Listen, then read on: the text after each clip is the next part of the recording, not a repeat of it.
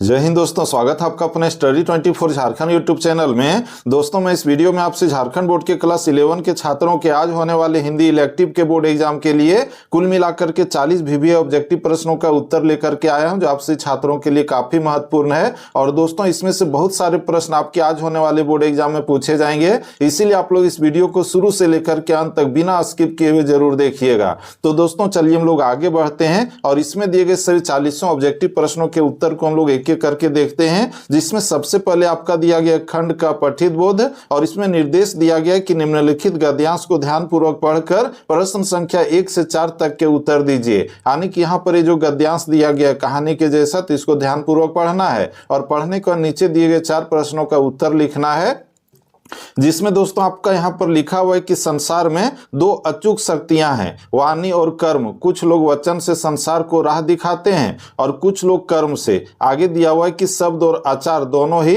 महान शक्तियां हैं और शब्द की महिमा अपार है और विश्व में साहित्य, कला, विज्ञान, शास्त्र सब शब्द शक्ति के प्रतीक प्रमाण हैं, पर कोरे शब्द अर्थ होते हैं जिनका आचरण न हो। कर्म के बिना वचन, व्यवहार के बिना वाणी की सार्थकता सिद्ध नहीं है और निस्संदेह शब्द शक्ति महान है, पर चिर अस्थाई और सनातनी शक्ति तो व्यवहार है। और महात्मा गांधी ने इन दोनों की कठिन और अद्भुत साधना की थी। तो दोस्तों इस तरह से हम लोगों ने यहाँ पर इस गद्यांश को देख लिया कि इसमें क्या क्या लिखा हुआ था। इसका चलिए हम लोग आगे बढ़ते हैं। इस पर आधारित जो 4 प्रश्न पूछे गए हैं उसके उत्तर को देखें। तो आपका पहला प्रश्न पूछा गया है कि वाणी और कर्म कैसी शक्तियां हैं। तो दोस्तों इसका सही उत्तर क्या होगा? इसका होगा अचूक शक्तियां, जिसका उत्तर आप लोग यहाँ पर देखिए दिया हुआ है।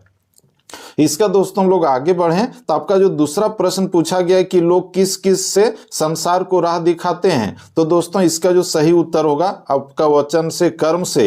यानी कि इसका जो हम लोग देखें तो इसका सही उत्तर होगा ऑप्शन नंबर घ, क व ख दोनों, यानी कि ऑप्शन नंबर आपका घ सही है। इसका दोस्तों हम लोग आगे बढ़ें तो आपका जो तीसरा प्रश्न पूछा गया गद्यांश पर आधारित, वह है कि चिर अस्थायी शक्ति कौन सी है। तो दोस्तों इसका जो सही उत्तर होगा आपका ऑप्शन नंबर ख होगा, व्यवहार, जो हम लोगों ने गद्यांश में भी इसको देखा है। इसका दोस्तों चौथा प्रश्न है कि शब्द की महिमा क्या है। तो दोस्तों इसका जो सही उत्तर होगा आपका ऑप्शन नंबर क होगा, यानी कि शब्द की महिमा अपार है। इसका दोस्तों हम लोग आगे बढ़ें तो आपका जो अगला प्रश्न पूछा गया कि निम्नलिखित पद्यांश को ध्यानपूर्वक पढ़कर प्रश्न संख्या 5 से 8 तक के उत्तर दीजिए। यानी कि ऊपर में हम लोगों ने गद्यांश को पढ़ करके 4 प्रश्नों का उत्तर दिया, अब यहाँ पर इस कविता को पढ़ करके 4 प्रश्नों का उत्तर लिखना है, जिसमें आपका कविता दिया गया है कि यह कदम का पेड़ अगर माँ होता जमुना तीरे, मैं भी उस पर बैठ कन्हैया बनता धीरे धीरे, ले देती अदी मुझे बांसुरी तुम 2 पैसे वाली, किसी तरह नीची हो जाती यह कदम की डाली, तुझे नहीं कुछ कहता पर मैं चुपके चुपके आता, उस नीची डाली से अम्मा ऊंचे पर चढ़ जाता और वहीं बैठ फिर बड़े मजे से मैं बांसुरी बजाता, अम्मा अम्मा कह वंशी के स्वर में तुम्हें बुलाता। तो इस तरह से हम लोगों ने इस कविता को देख लिया कि इसमें क्या कुछ दिया हुआ था। इसका दोस्तों हम लोग आगे बढ़ें तो इस पर आधारित जो आपका 4 प्रश्न पूछा गया उसके उत्तर को देखें। तो आपका 5वां प्रश्न पूछा गया कि बालक कदम के पेड़ पर बैठकर क्या करना चाहता है। तो दोस्तों वो जो कदम के पेड़ पर बैठ करके क्या करना चाहता था, तो बांसुरी बजाना चाहता था, यानी कि ऑप्शन नंबर ख सही है। इसका दोस्तों आपका 6ठा प्रश्न पूछा गया है कि बालक कदम के पेड़ की किसने होने की इच्छा करता है। तो दोस्तों इसका जो सही उत्तर होगा आपका ऑप्शन नंबर ख होगा, जमुना के। इसका दोस्तों हम लोग आगे बढ़ें तो आपका जो अगला प्रश्न पूछा गया कि बालक मां से क्या चाहता है। तो बालक मां से क्या चाहता था, तो वह जो बांसुरी चाहता था, जो आपका ऑप्शन नंबर क में दिया गया है।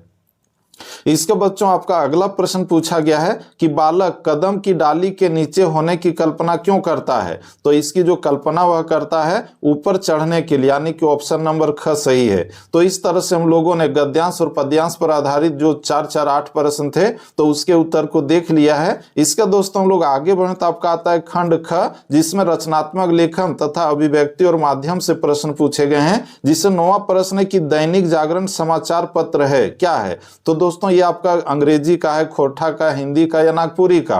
तो दोस्तों इसका सही उत्तर होगा ऑप्शन नंबर ग, हिंदी का। दैनिक जागरण है, प्रभात खबर है, हिंदुस्तान है या फिर दैनिक भास्कर है, ये सभी हिंदी के समाचार पत्र हैं। इसका दोस्तों आपका अगला प्रश्न है कि फीचर लेखन के लिए किसकी आवश्यकता होती है? तो दोस्तों इसका जो सही उत्तर होगा आपका जो दिया हुआ है, कल्पना शक्ति की, अनुभूति की, अवलोकन की, ये तीनों ऑप्शन सही, यानी कि इसका सही उत्तर होगा ऑप्शन नंबर घ, इनमें से सभी।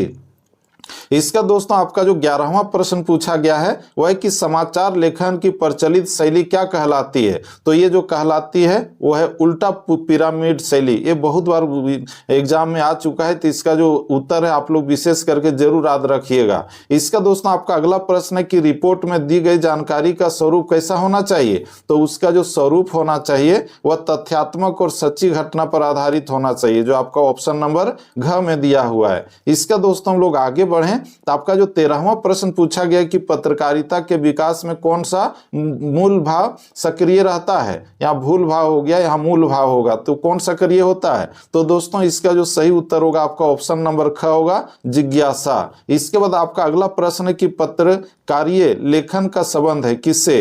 तो दोस्तों इसका जो सही उत्तर होगा आपका ऑप्शन नंबर क होगा, वास्तविक घटनाओं, समस्याओं या मुद्दों से। इसका दोस्तों हम लोग आगे बढ़ें तो आपका जो अगला प्रश्न पूछा गया कि संचार भाषा में किन तत्वों की प्रचुरता है? तो दोस्तों इसका जो सही उत्तर होगा क्या होगा? यहाँ पर जो दिया गया आपका 4 ऑप्शन, तो इसमें सही उत्तर होगा आपका ऑप्शन नंबर क ही, यानी कि संकेताक्षरों, कुटपादों की। समझ रहे हैं?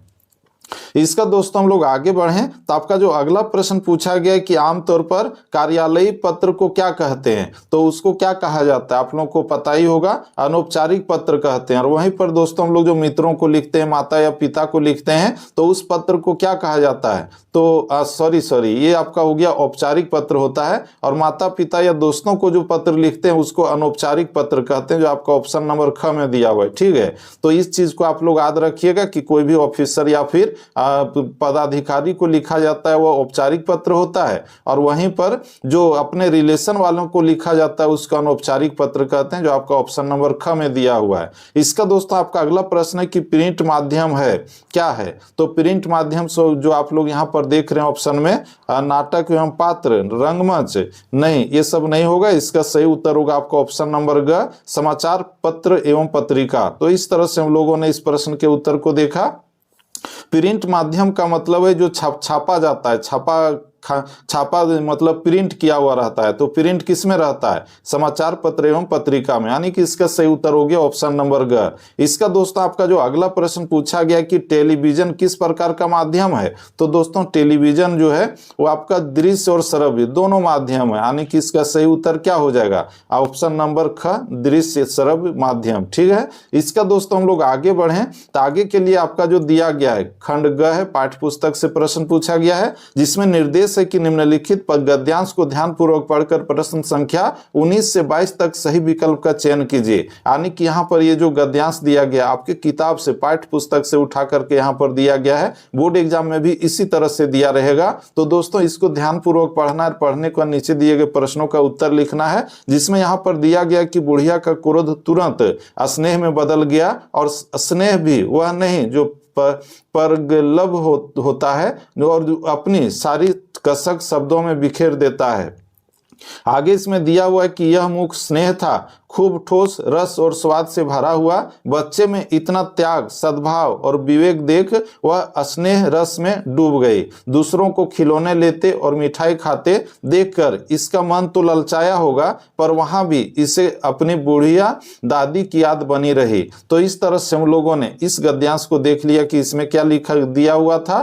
तो दोस्तों चलिए अब हम लोग आगे बढ़कर इस पर आधारित जो प्रश्न पूछे गए हैं उसके उत्तर को देखें। तो इसमें आपका दिया गया कि प्रस्तुत पाठ के लेखक कौन है? तो दोस्तों ये जो आपका 19वां नंबर का जो प्रश्न पूछा गया है, तो ये जो गद्यांश है इसके लेखक प्रेमचंद है, जो आपका ऑप्शन नंबर ख में दिया हुआ है। इसका दोस्तों हम लोग आगे बढ़ें तो आपका जो अगला प्रश्न पूछा गया है 20वां प्रश्न, वह है कि प्रस्तुत अंश किस पाठ से उद्धृत है? तो दोस्तों ये जो आपका पाठ्य पुस्तक में जो दिया गया है ईदगाह से लिया गया है, जो आप लोग यहाँ पर ऑप्शन नंबर ग में देख रहे हैं। इसका दोस्तों अगला प्रश्न है कि दूसरों को खिलौने लेते और मिठाई खाते देखकर किसका मन ललचाया होगा?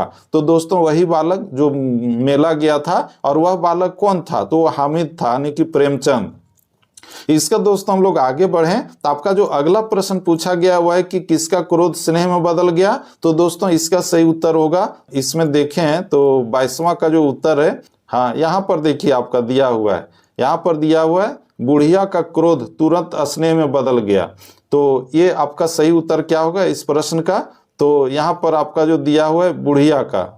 इसका दोस्तों हम लोग आगे बढ़ें तो आगे के लिए आपका निर्देश जो दिया गया है, हम लोग यहाँ पर देखिए दिया हुआ है कि निम्नलिखित पद्यांश को ध्यानपूर्वक पढ़कर प्रश्न संख्या 23 से 26 तक के उत्तर दीजिए। यानी कि यहाँ पर ये जो कविता है आपके पाठ्य पुस्तक का है, तो इसको पढ़ना है, पढ़ने में नीचे दिए गए प्रश्नों का उत्तर लिखना है, जिसमें यहाँ पर दिया हुआ है कि बालम आओ हमारे गहरे, तुम बिन दुखिया देह रे, और सब कोई कहे तुम्हारी नरी, मोको लगत लाज रे, और दिल से नहीं लगाया तब लग कैसा स्नेह रे। तो इस तरह से हम लोगों ने इस कविता को देखा। इसका दोस्तों इस पर आधारित यह जो प्रश्न पूछे गए हैं, तो उसके उत्तर को देखें तो दिया हुआ है कि प्रस्तुत काव्यांश के रचयिता कौन है। तो दोस्तों ये जो कविता दी गई है, तो इसके जो लेखक हैं कबीर दास हैं, जो आपका ऑप्शन नंबर ग में दिया हुआ है। इसका दोस्तों आपका जो अगला प्रश्न पूछा गया है कि यहाँ बालम किसका प्रतीक है। तो दोस्तों इसका जो सही उत्तर होगा आपका ऑप्शन नंबर क होगा, परमात्मा का।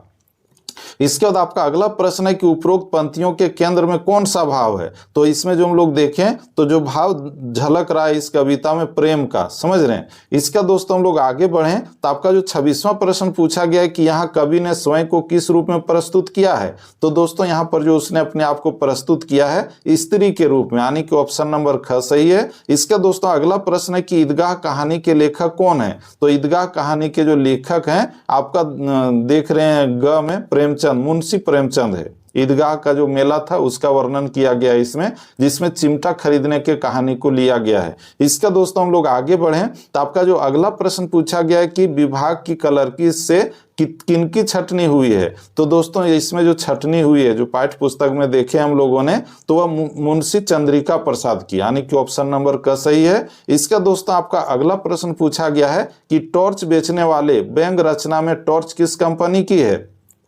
तो वह जो कंपनी थी सूरज साफ, जो आपका ऑप्शन नंबर क में दिया हुआ है। इसका दोस्तों अगला प्रश्न है कि गैंगे कहानी में किसके प्रति समाज में व्याप्त संवेदनहीनता को रेखांकित किया गया है। तो दोस्तों इसमें हम लोग देखें तो आपका जो है दिव्यांग, समझ रहे हैं, ऑप्शन नंबर क सही है। इसका दोस्तों हम लोग आगे बढ़ें तो आपका जो अगला प्रश्न पूछा गया कि ज्योतिबा फुले और सावित्रीबाई फुले के जीवन से आज के समाज को क्या प्रेरणा मिलती है। तो दोस्तों यहाँ पर जो ऑप्शन हम लोग देख रहे हैं तो आपका सही उत्तर होगा ऑप्शन नंबर ख, यानी कि स्वार्थ सिद्धि के स्थान पर सेवा भावना को प्रमुखता देने की प्रेरणा। ठीक है। इसका दोस्तों अगला प्रश्न है कि खाना बदोश कहानी में महेश को किसकी लत लग गई।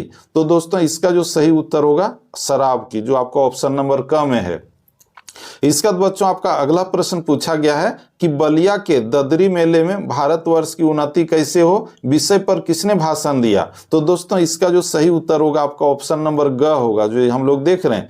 सॉरी ये जो आपका है भारतेंदु हरिश्चंद्र, ऑप्शन थोड़ा ऊपर नीचे हो गया है। तो इसका सही उत्तर क्या होगा 33वें प्रश्न का, ये भारतेंदु हरिश्चंद्र। ठीक है। इसका दोस्तों हम लोग आगे बढ़े तो आपका अगला प्रश्न पूछा गया कि बालम आओ हमारे गहरे में कबीर के अनुसार बालम का क्या तात्पर्य है। तो दोस्तों इसका जो सही उत्तर होगा कविता के अनुसार वह है ईश्वर, यानी कि ग सही है। इसका आपका अगला प्रश्न है कि निम्नलिखित में से कौन सी रचना सूरदास की नहीं है। तो दोस्तों इसका जो सही उत्तर होगा आप लोग देखिए सूरसागर है, सुरसारा वाली है, साहित्य लहरी भी है, लेकिन आपका ये जो हम लोग देख रहे हैं सुजान चरित ये नहीं, यानी कि इसका सही उत्तर होगा ऑप्शन नंबर घ।